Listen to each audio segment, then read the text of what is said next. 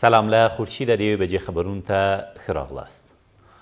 په کابل کې د ازبکستان سفیر تاشکند ته د طالب استازو د روسي سفر په اړه د افغان حکومت چارواکو ته معلومات ورکړل.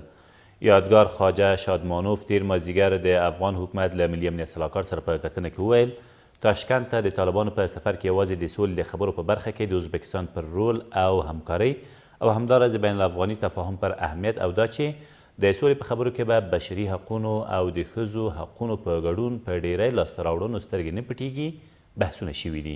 په دې کتنه کې حمدالله محب وویل نوي سیاسي تعاملات باید د کابل او تاشکند ترمنځ رامنځته شوي باور ته زیان ونه رسوي او شکونه جوړ نه کړي.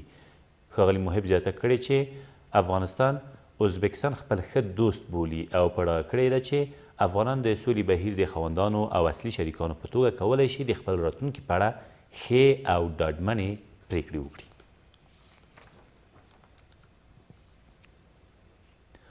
په بلخ کې یو کس د لسګونه کیلوګرامه نشه یي توکو د قاچاق په تور د پولیسو له لوري ونیول شو.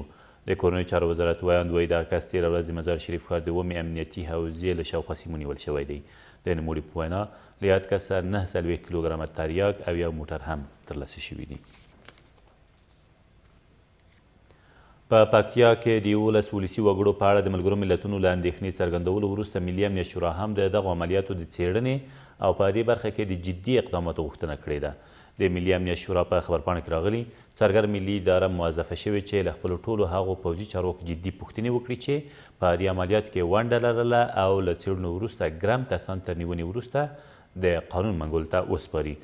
دا په داسې حال کې ده چې د ملګرو ملتونو ټولنې تېره ورځ په پکتیا کې د اختر په شپو کې د 11 ولسي وګړو د وژل کېدو له امله د خپلې اندېښنې له څرګندولو سربیره په عملیاتو کې ولسي وګړو ته د زیان اړولو لړۍ د درولو غوښتونکې شوې وه.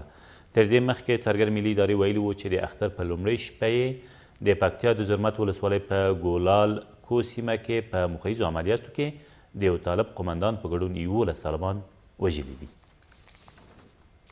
په غزني کې د یو لړ هوایي او ځمکنیو عملیاتو په پایله کې 10 طالبان ووژل شوي او 7 نورې ټپیان دي. د غزني د والي ویاند وایي دغه عملیات تېر مازدیګر د قرهباغ، ګیلان او ناوې ولسوالیو په شاوخوا سیمو کې ترسره شوي دي. د نوموړي په وینا په دې لړ کې افغان ځواکونو او د سیمو اوسیدونکو ته زیان نه دی اوښتی. او یو کس د موټرو د لمبر پلیټونو د اغلا په تور په کابل کې د پولیسو له لوري ونیول شو.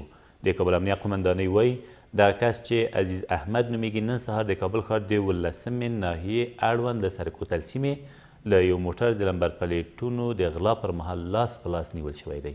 ویل کېږي له نیول شوي کسه اوس هم پوښتنې روانې دي.